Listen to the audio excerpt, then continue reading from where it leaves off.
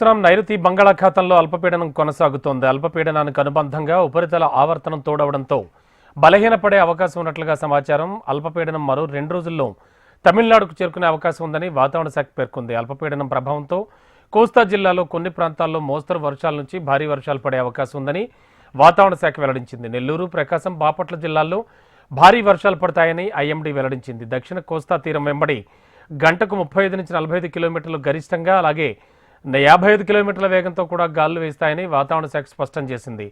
దక్షిణ కోస్తా తీరంలో మత్స్యకారులు వేటకు వెళ్లొద్దని హెచ్చరించింది. లేటెస్ట్ ఇన్ఫో అందించడానికి మా కరెస్పాండెంట్ అనురాధ విశాఖ నుంచి లైవ్లో సిద్ధంగా ఉన్నారు. అనురాధ, ఏం జరుగుతోంది? వాతావరణ శాఖ అధికారులు ఏం తెలియజేశారు? అండ్ ప్రస్తుతానికి క్లైమేటిక్ కండిషన్స్ ఎలా ఉన్నాయి? ఎంత క్లౌడీగా ఉందా? ఏమిటి సిచ్యువేషన్? రమణ, ప్రస్తుతం బంగాళాఖాతంలో నైరుతి బంగాళాఖాతంలో అల్పపీడనం కొనసాగుతూ ఉంది. ఇది నిన్న ఏర్పడినప్పటికీ కూడా అల్పపీడనం చాలా స్లోగా తన గమనాన్ని కొనసాగిస్తూ ఉంది. 2 రోజుల్లో తమిళనాడు తీర ప్రాంతం వరకు చేరే అవకాశం అయితే ఉంది. అయితే అదే దానికి అనుబంధంగా ఏదైతే బంగాళాఖాతంలో ఒక ఉపరితల ఆవర్తనం కూడా ప్రస్తుతం కొనసాగుతూ ఉంది.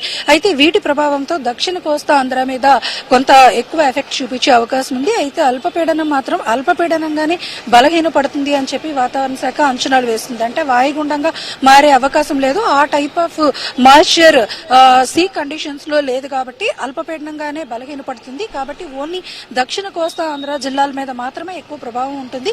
అయితే నెల్లూరు, బాపట్ల, ప్రకాశం ఈ జిల్లాల్లో కొంత భారీ నుంచి అతి భారీ వర్షాలు కురిసే అవకాశం ఉంది ఈ 2 రోజుల పాటు. మిగిలిన ప్రాంతాల్లో ఉపరితల ఆవర్తనం కొనసాగుతూ ఉంది కాబట్టి అక్కడక్కడ ఒక మోస్తారు వర్షాలు మాత్రమే కురుస్తాయి. మొత్తానికి ఏపీ అంతటా కూడా సాధారణమైన వర్షాలు ఈ 2 రోజుల పాటు ఉండే అవకాశం ఉంది. కొన్ని ప్రాంతాల్లో మాత్రం భారీ నుంచి అతి భారీ వర్షాలు కురుస్తాయని చెప్పి ఒక అంచనానైతే వాతావరణ శాఖ వేస్తుంది. ముఖ్యంగా దక్షిణ కోస్తా ఆంధ్ర తీర ప్రాంతాల్లో మాత్రం గంటకు 55 కిలోమీటర్ల వేగంతో గాలులు వీచే అవకాశం ఉందని చెప్తున్నారు. మిగిలిన ప్రాంతాల్లో చాలా సాధారణంగా ఎప్పట్లాగే 35 నుంచి 45 కిలోమీటర్ల వేగంతో గాలులు వీస్తాయి. దక్షిణ కోస్తా ఆంధ్ర జిల్లాలో ఉన్న తీర ప్రాంతాల్లో మాత్రం మత్స్యకారులు అప్రమత్తంగా ఉండాలని సూచనలు జారీ చేశారు.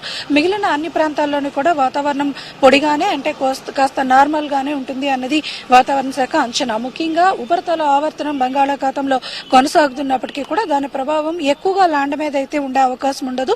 ముఖ్యంగా తీర ప్రాంతాల్లో మాత్రం అక్కడక్కడ కొంత తేలికపాటి వర్షాలు అయితే కురిసే అవకాశం ఉంది. ప్రస్తుతం వాతావరణం కొంత పొడిగానే ఉంది. మనం విశాఖపట్నంలో వాతావరణం వరకు కూడా చూసుకుంటే గనక ఉష్ణోగ్రతల తీవ్రత కూడా కనిపిస్తూ ఉంది. ఎందుకంటే దక్షిణ కోస్తా ఆంధ్ర మీద తమిళనాడు మీదుగా అల్పపీడనం వెళ్తుంది.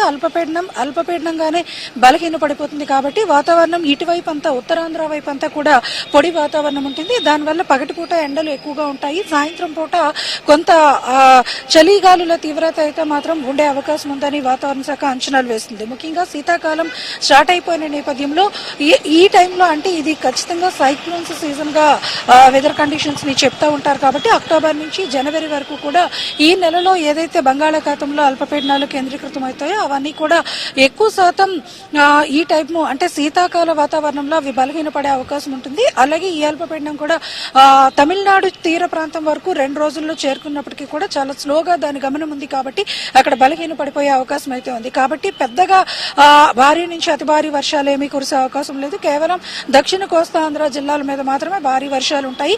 మిగిలిన అన్ని ప్రాంతాల్లోని కూడా పొడి వాతావరణం ఉంటుంది. ఇప్పుడు విశాఖపట్నంలో కూడా దాదాపుగా ఉష్ణోగ్రతలు అయితే మాత్రం చాలా ఎక్కువగానే ఉన్నాయి. పగటిపూట ఉష్ణోగ్రతలు భారీగా ఉంటాయి. అంటే దాదాపుగా 35 డిగ్రీల వరకు కూడా ఉష్ణోగ్రతలు వచ్చే అవకాశం ఉంటుంది. సాయంత్రం పూట మాత్రం చలిగాలుల తీవ్రత అయితే మాత్రం కొనసాగుతుంది. తీర ప్రాంతాల్లో కూడా అంత నార్మల్ వెదర్ కండిషన్స్ ఉంటాయని వాతావరణ శాఖ తెలియజేస్తుంది. ఒక దక్షిణ కోస్తా ఆంధ్ర తీర ప్రాంతాల్లో మాత్రం కొంత అలజడి అయిన వాతావరణం ఉంటుంది. అలల ఉధృతి కొనసాగుతుంది కాబట్టి అక్కడ మత్స్యకారులు ఈ 2 రోజుల పాటు కొంత అప్రమత్తంగా ఉండాలని మాత్రం వాతావరణ శాఖ సూచిస్తుంది. Ramana, okay, thank you Anuradha.